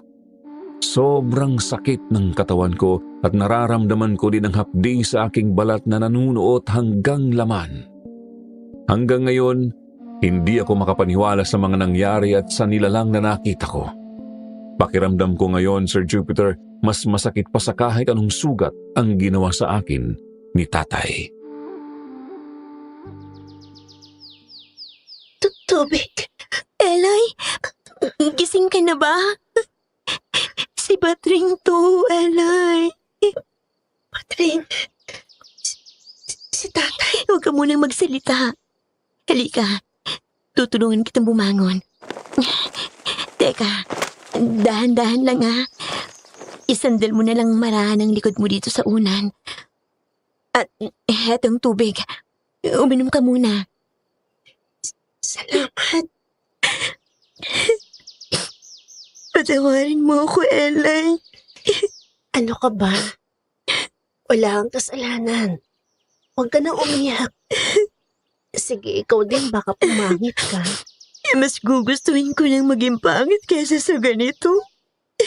Teka, anong nangyari sa mukha mo? Ngayon ko lang napansin. Mga pasabang mga yan? At yan nasa kamay mo, bakit parang bakas ng hampas ng latte ko? Patring, may hindi ka ba sinasabi sa akin? Wala ito, Eli. May katangahan kasi ang kaibigan mo. Naglinis ako ng bahay. Ayan ang inabot ko. Ganun ba? Sa susunod, mag-iingat ka na. Marahang tango lang ang isinagot sa akin ni Patring. At sa ikalawang pagkakataon alam kong hindi siya nagsasabi ng totoo sa akin. Gaya nung unang beses na punain ko ang mga mapupulang pantal sa kanyang balat. Mahabang latay ang nasa braso niya at sigurado ako doon, hindi ko alam kung paano niya nakuha kung sino ang gumawa nun sa kanya. Pero isa lang ang nasisiguro ko. Pareho kami ng kaibigan ko na nasa bingit ng panganib. Hindi na namin yun napag-usapan dahil nabaling yun sa pagkukwentuhan namin kung paano siya napunta rito sa kubo ni Lolo Delphine at kung paanong ipinagkatiwala nila ako sa kanya. Bago sumapit ang gabi, bumalik na sa kubo si Lolo Delphine at Nanay Esmeralda mula sa gubat. May dala silang mga halamang gamot, mga dahong bihira ko lang makita. May iba na kulay pulang ugat, may iba na tila nangingitim na, at mga tuyong dahon na pamilyar sa akin. Muli ay gumawa sila ng panibagong langis at yun ang pinanggamot nila sa akin. Huwag mong hayaan na lumamig ang langis, Esmeralda. Dahil mas mabisa kung mainit-init pa ang ipapahid sa balat ni Eli. Tiisin mo lang, anak, ha? Pagkatapos nito, gagaling ka na. Aray, masakit po, Nay. Hindi ko po ata kaya. Para po sinusunog ang balat ko, Nay. Tay, huwag na ho kaya nating ituloy. Nasasaktan na si Eli. Hindi ko siya kayang makita na ganito na nahihirapan. Ipagpatuloy mo lang, Esmeralda. Magtiwala ka sa bisan ng langis at sa kagustuhan mong mapagaling si Eli. Nanay, ang init po.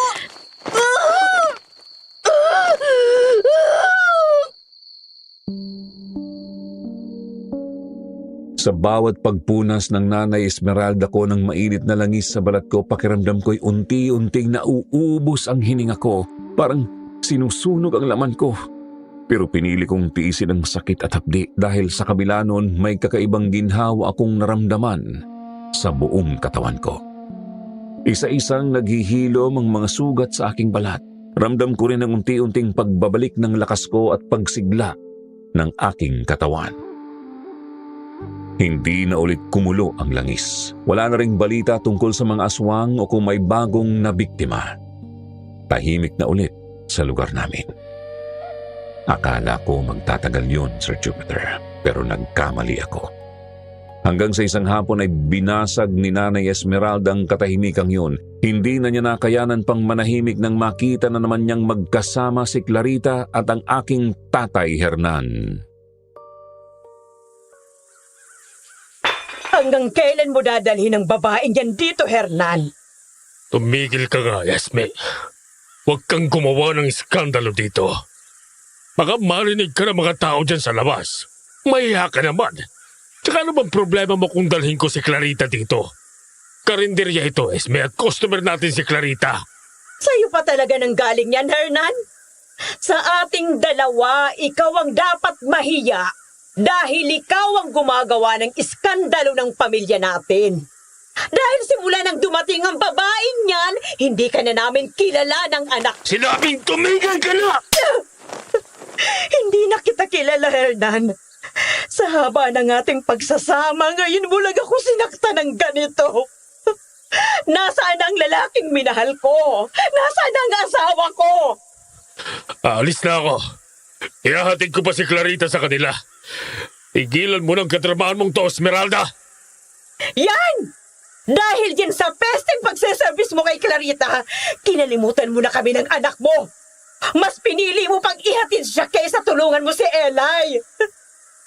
Nasaan ka nung nag-aagaw buhay ang anak natin, ha? Sinisira mo ang pamilyang ito, Hernan! Buhay pa naman siya. Hindi ba? Anong sabi mo? Wala nang patutunguhan ang pag-uusap na to, Esmeralda. Mamili ka, Hernan. Kami ng anak mo ang kabit mo. Kapag lumabas ka ng pintuan yan, wala ka nang babalik ang pamilya, Hernan! Wala na!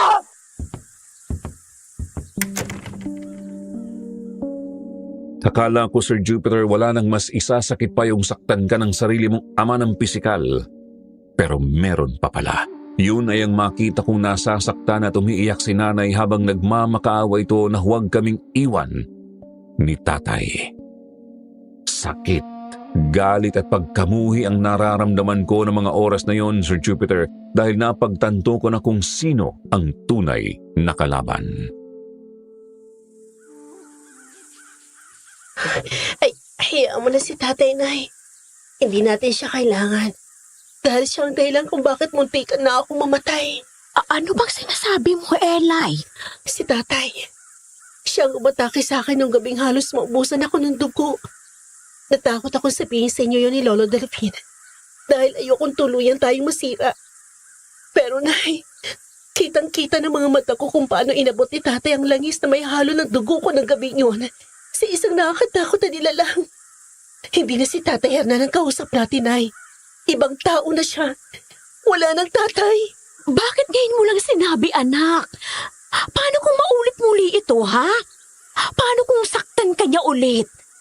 Hindi ko kakayanin pa, Eli. Si Clarita, hindi kaya siyang aswang? Yung bawat pagkulo ng langis kapag nandito siya, hindi na aksidenteng mga yun. Siya ang babala ng langis. Oh, Diyos ko. Hindi na tayo ligtas, anak. Magmadali ka. Babalik tayo sa kubo ng Lolo Delfin mo ngayon din. Si Patring, Nay. Kailangan ko siyang balaan. Isasama kong kaibigan ko at baka pati siya'y mapahamak. Pupuntahan ko muna si Patring, Nay. Susunod na lang po ako. Mauna na po kayo sa kubo ni Lolo Delfin. Mag-iingat ka, anak. Lakad takbo ang ginawa ko, makarating lang agad sa tinitirhang bahay ng kaibigan ko. May kalayuan din kasi ang inuupahang bahay ni Patring mula sa bahay namin, kaya naman madilim na nang matanaw ko ang tinutuluyan nito. Pero bago pa man ako tuluyang makalapit doon, isang malakas at nakakabinging sigaw ang narinig ko na nagmula sa malaking lumang bahay. Patring, ikaw ba yan? Nasaan ka? Buksan mo to, si Eli to. Patring! Tama na! Nanay Clarita! Wala kang kwenta! Napakasimple lang ng mga inuutos ko sa'yo. Hindi mo pa magawa ng maayos! Kaya nararapat lang sa'yo ang maparusahan! Dahil hindi ko kaya mga pinagagawa mo sa akin. Hindi ako katulad mo. Ngayon ka magpaliwanag sa kaibigan mo. Mukhang sakto lang ang pagdating ng bisita natin. Elay. Anong sabi mo, Patring? Tama bang narinig ko? Nanay mo si Clarita? Ang halimaw na yan ay si Clarita? Anong ginagawa mo dito? Umalis ka na rito, Elay. Pakiusap, umalis ka na habang may oras pa. Nanlamig ang buong katawan ko, Sir Jupiter. Pakiramdam ko naman din ako ng mga oras na yun. Hindi ako makagalaw. Hindi ako makapagsalita. Ang kaibigan kong si Patring nakatayo sa harap ko. Duguan, nanginginig at sa likod niya ay isang halimaw. Namumula ang mga mata nito. May mahahaba at matutulis na kuko. Nakalabas din ng mga pangil at mahaba nitong dila na naglalaway na tila sabik sa sariwang laman at dugo. Matangkad ito, payat, maputla at litaw ang mga nangingitim nitong ugat sa katawan. Naaamoy ko din dito ang napakasangsang niyang amoy na parang amoy ng nabubulok. Doon ko napagtanto na siya yung anino na nakita ko nung gabing halos bawian na ako ng buhay. Napaatras ako ng isang hakbang nang ngumisi ito sa akin at saka ako matalim na tiningnan. Nasaksihan ko ang pagbabagong anyo ng halimaw. Bumalik ito sa dati nitong anyo na maganda at mukhang bata na si Clarita na siyang nagbigay ng matinding kaba at takot sa puso ko. Kasabay nun ay ang tuluyang pagkasira ng tiwala ko dahil ang kaibigang pinanghawakan ko ay isa palang pintuan papunta sa kapahamakan ko. Clarita! Mga aswang! Mga aswang kayo! Elay, makinig ka. Diyan ka lang! Huwag kang lalapit! Wala akong kaibigang aswang! Wala! Patawarin mo ako, Elay. Kung may pagpipilian lang ako, ayoko mabuhay ng ganito. Gusto ko mabuhay ng isang normal na kagaya mo. Hindi ko gusto maging ganito, Elay, na maging isa sa lahi ng aswang. Oo, anak ako ni Clarita pero hindi ako katulad niya. At kahit kailan ayoko maging katulad ako ng nanay ko na pumapatay ng tao para lang mabuhay. Lahat ng pinakita ko sa iyo, Elay, lahat ng iyon ay totoo. At gusto ko ngayon ang mga maalala mo sa akin. Yung mga magagandang pinagsamahan natin. At kung may hindi man totoo doon, ayun ay yung pagkatao ko na nilihim ko sa'yo. Dahil ayokong malaman mo na may lahi ako ng isang aswang. Bakit hindi mo agad sinabi, Patring? Bakit? Yung paglapit mo sa akin at pakikipagkaibigan mo sa akin, planado bang lahat ng yon? Yung mga tao nagkasakit, paano mo may papaliwanag ang mga yun, ha? Paano? Sa lahat ng inutos niya sa akin, ang paglapit ko sa iyo ang pinakagusto ko dahil naging totoong kaibigan kita. Inutusan niya akong lapitan ka at kunin ang loob mo para madala kita sa kanya. Pero hindi ko siya sinunod dahil ayokong may mangyaring masama sa iyo, Elay. Sa bawat pagtanggi ko, nadalhin kita kay Nanay Clarita. Pinarurusahan niya ako. Yung mga pasa, latay na nakita mo sa katawan ko, siyang may gawa nun sa akin. At sa tuwing nangangailangan siya ng dugo, ako ang inuutusan niyang maghanap ng bagong bibiktimahin. At sinusuway ko siya. At dugo ko mismo ang binibigay ko sa kanya, Elay. Kaya may mga pantal na pula din sa balat ko na nakita mo at pamumutla ng mukha ko. dahil inaalay ko ang sarili kong dugo sa kanya para wala nang iba pang mabiktima. Diyos ko, hindi totoo ang lahat ng ito. Yung mga naging biktima, hindi sila nagkasakit, Elay. Kinuha niya ang dugo at lakas ng mga ito para mapanatili niya ang maganda niyang mukha at walang hanggang kabataan. Kailangan kanya dahil ikaw ang pinakamaganda at dalisay sa lahat. Naniniwala siyang gamit ang dugo mo at buong buhay mo ay mapapanatili niya ang kanyang magandang anyo at maibabalik niya ang lahi ng mga aswang.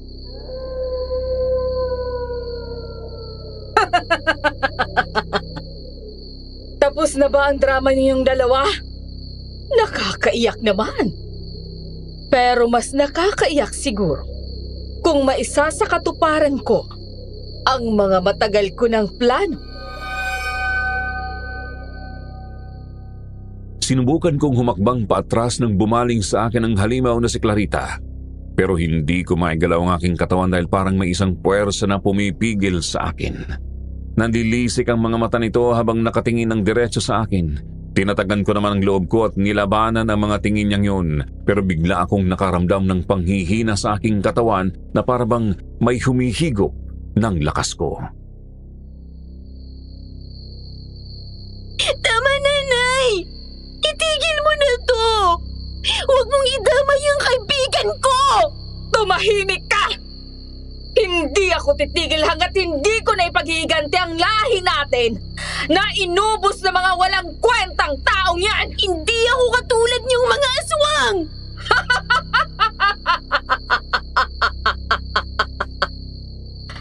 Kahit ano pa ang sabihin mo, ay sa akin ka pa rin ang galing! Ako ang nagluwal sa'yo sa mundong ito! At nasa dugo mo ang lahi ng pagiging aswang natin! Huwag kang maging tanga! Kagaya ng tatay mo! Hernan! Lumabas ka dyan at talian mo mga anak mo! Anong sabi mo? Anong anak? Kapatid ko si Patring? Oo, Eli. Anak ko din si Patring. Nauna kong nakilala si Clarita noon. At nagbuo ngayon sa pag-aakalang mahal ko siya. Pero nung malaman kong hindi siya tao, at nasa ilalim lamang ako ng isang hipnotismo, ay hiniwalayan ko siya. Sinubukan kong kuhanin si Patring sa kanya dahil ayoko madamay ang anak namin sa kasamaan niya. Ngunit wala akong nagawa.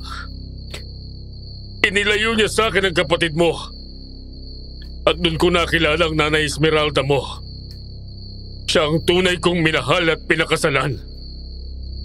Hipnotismo? Kaya ba nagbago ka sa amin ni Nanay? At alam mo ang bagay na yon, Patring? Kaya pala, yung mga tinginan yung dalawa ni Tatay.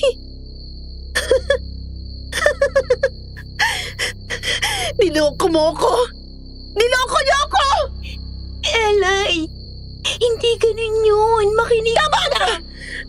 Ayoko nang marinig pa mga kasinungalingan niyo! Elay, anak! Nasaan ka? Elay, nandito ng nanay. Sumagot ka, Elay, apo! Nay! Lola Delphine! Nandito po ako! Bitawan niyo ako! Tatay! Si Nanay at Lolo umuwi na tayo! Dalhin mo na siya ngayon dito, Hernan! Huwag kang tumunga nga dyan! At sundin mo lahat ng inuutos ko sa'yo! Masusunod, mahal kong Clarita. Tama na! Itigil niyo na to! Huwag si Elay! Ako na lang! Pakiusap! Huwag ang kapatid ko! Dinala ako ni Tatay Hernan sa isang mahabang mesa na napapalibutan ng mga itim na kandila. Napakasangsang ng amoy ng usok noon, amoy na bubulok na hindi ko maintindihan kung ano. Nang tingnan ko ang mesa ay nangingintab yun sa pinaghalong langis at dugo na hindi ko sigurado kung galing ba sa tao o sa hayop. Sinubukan kong makiusap at magpumiglas sa marahas na paghila sa akin ni Tatay Hernan. Pero para itong isang robot na sunod-sunuran lang sa lahat ng ipinag-uutos sa kanya. Napasailalim na naman ng hipnotismo si Tatay kaya kahit anong sabihin ko hindi nito naririnig. Maliban na lang sa utos ng aswang na kabit niya na si Clarita. Napatingin ako sa kinaroroonan ni Patring na nagsisigaw at pilit kinakalas ang tali na ginapos sa kanya ni Tatay Hernan. Umiiyak itong nakatingin sa akin. Nakaramdam ako ng matinding sakit sa puso ko, Sir Jupiter, dahil alam ko sa sarili ko na sa kabila ng mga ginawa niya na kasinungalingan, naging biktima lang din siya. Kagaya ko.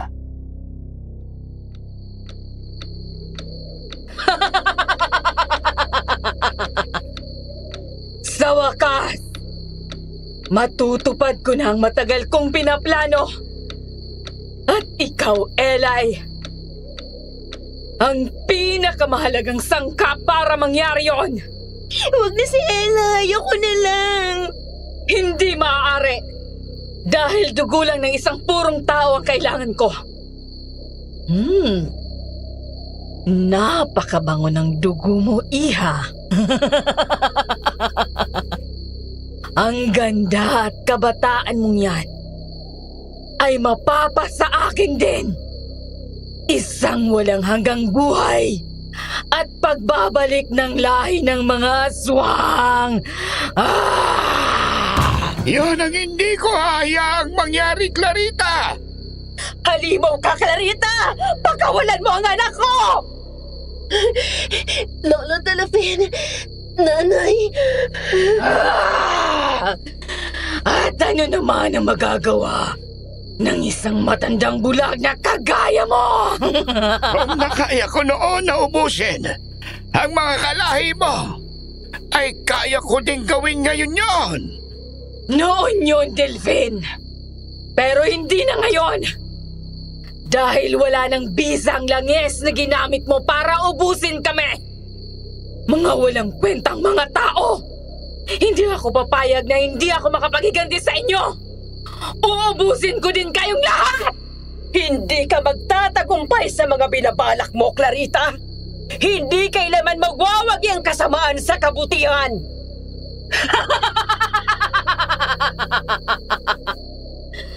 Nakuha ko nga si Hernan sa'yo, hindi ba? Si Eli pa kaya? Ayoko na! Tama na! Ang sakit!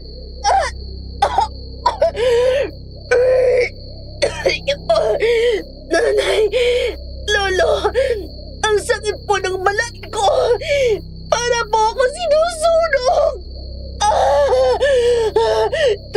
Tulungan niyo po ako! Ayoko po dito!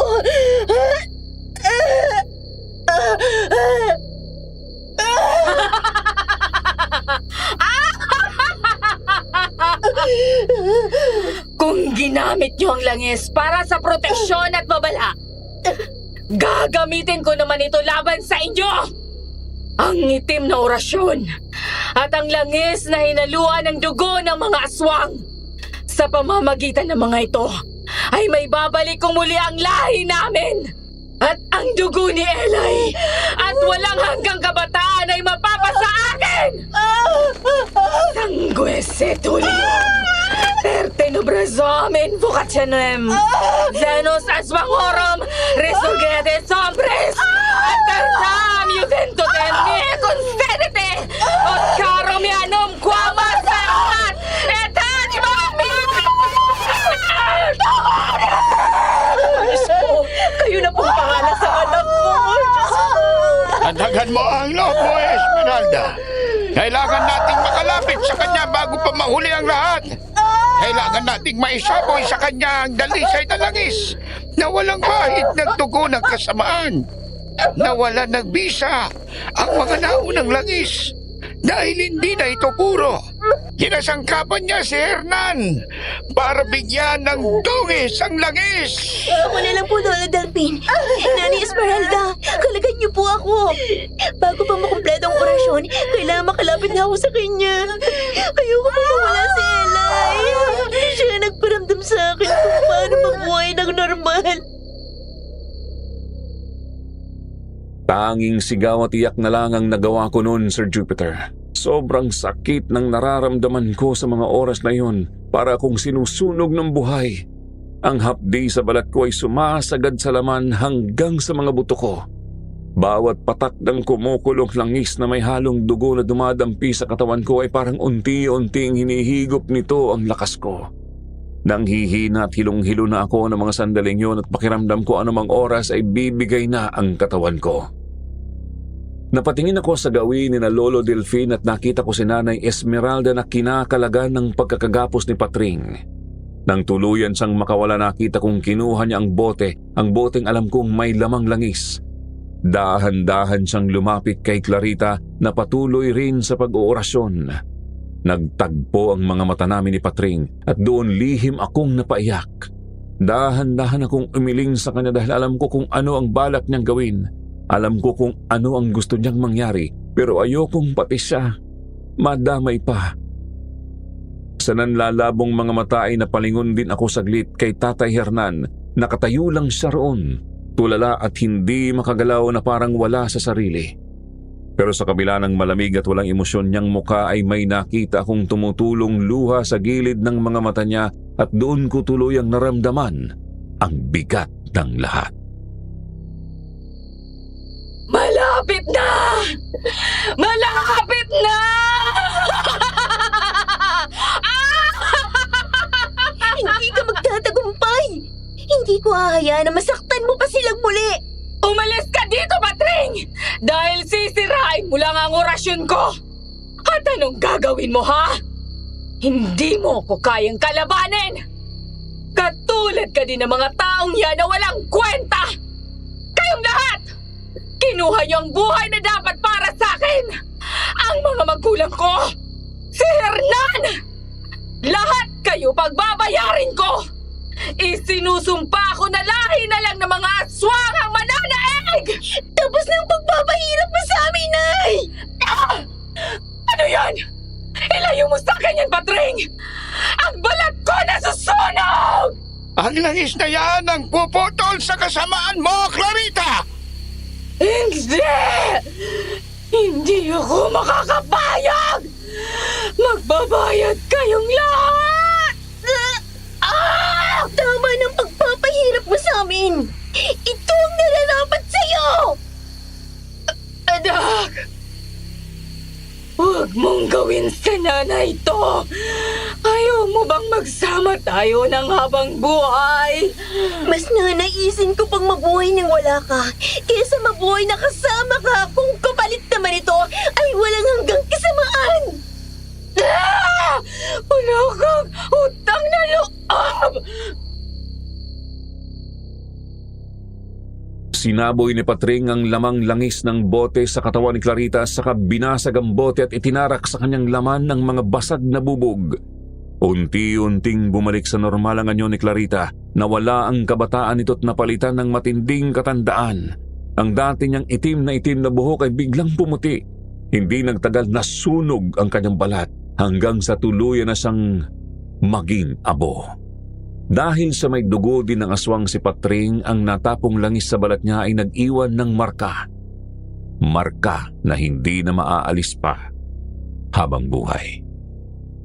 Nagliwanag ang buong bahay, nawala ang mga nakakatakot na ingay, ang kaninang sakit na nararamdaman ko, biglang nawala.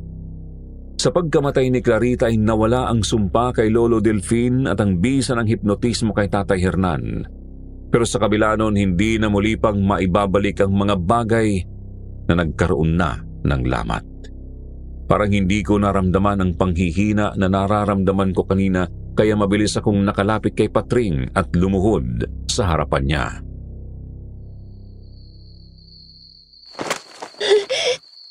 Patring, naririnig mo ba ako? Gumising ka! Gumising ka! Nanay Esme, patawarin niyo po sana ako kung naglihim ako sa inyo.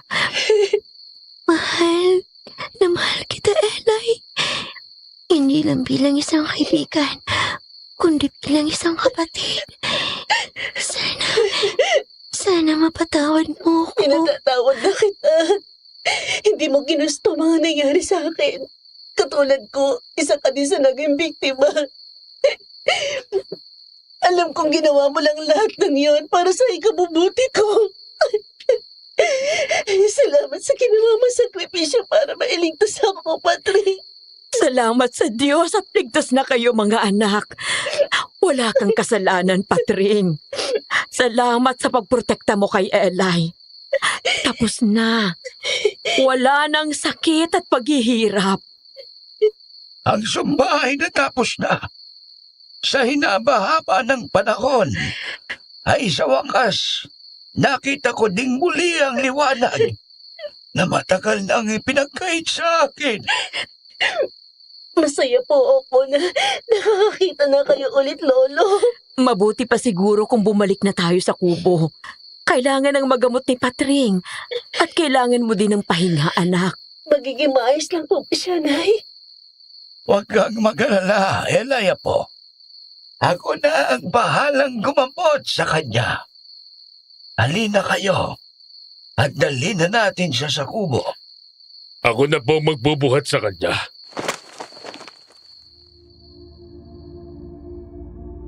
Wala ni isa sa amin, nila Nanay at Lolo Delfin ang nagsalita nang biglang lumapit sa amin si Tatay Hernan at binuhat si Patring. May sakit pa na natira sa puso ko, Sir Jupiter, at hindi ko alam kung kailan yon maghihilom. Kahit pa nalaman namin na nasa ilalim lang ng isang hipnotismo si Tatay Hernan ay hindi na mabubura nun ang ginawa niya sa pamilya namin. Nay! Kumukulo na hong langis! Hinaan mo lang ang apoy, anak, para hindi matapon. Oho, malapit naman ho itong matapos, Nay. O siya, at aasikasuhin ko na muna ang mga customer natin dito sa labas. Siya nga pala, bibisitahin mo ba ang Lolo Delfin mo ngayon? Opo, ilang araw ko na din ho siya hindi napupuntahan sa kubo. At isasama ko na rin po pala si Ate Patring. Sige anak, at baka tanghaliin pa kayo sa daan. Magdala ka na lang ng payong para hindi kayo mainitan. Opo, Nay. Mag-iingat kayo, mga anak! Tapos nang kumulo ang langis. Halika na, Ate Patring. Inihintay na tayo ni Lolo.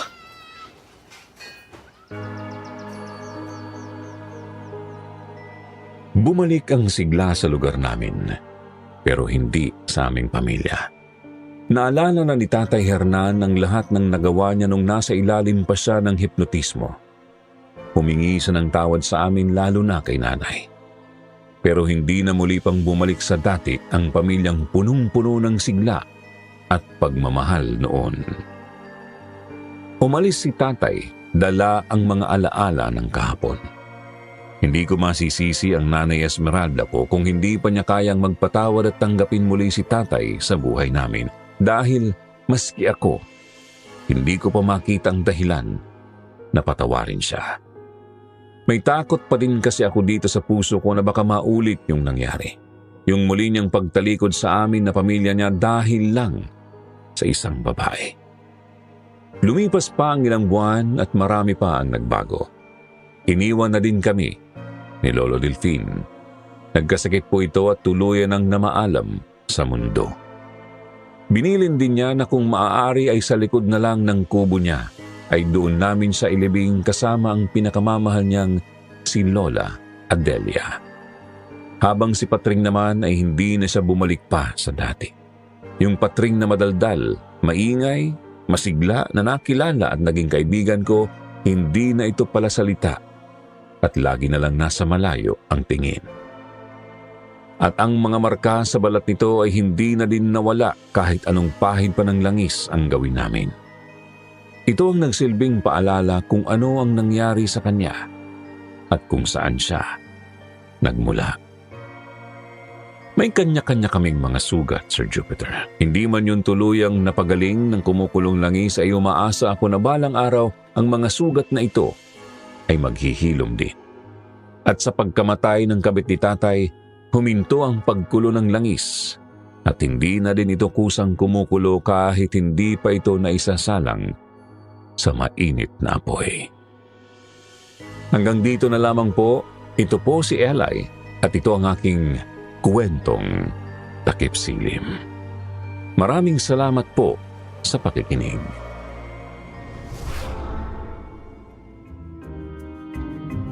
Isang kwento na tungkol sa pagmamahal sa pamilya. Pagkakaibigan, yun ang ipinakita ng ating sender ngayon. Isang kwento na susubukin ka kung hanggang saan mo kayang manindigan kahit ano pang pagsubok ang dumating sa inyo. Kung meron man kayong gustong ibahagi ng mga opinyon ninyo tungkol sa kwento ni Eli, pwede niyo pong ilapag dito sa comment section. Huwag rin kalimutang i-like, i-share at i-subscribe ang Kwentong Takip Silim at ang iba pa naming channel para sa mas marami pang kwento ng kababalaghan at misteryo. Marami pong salamat.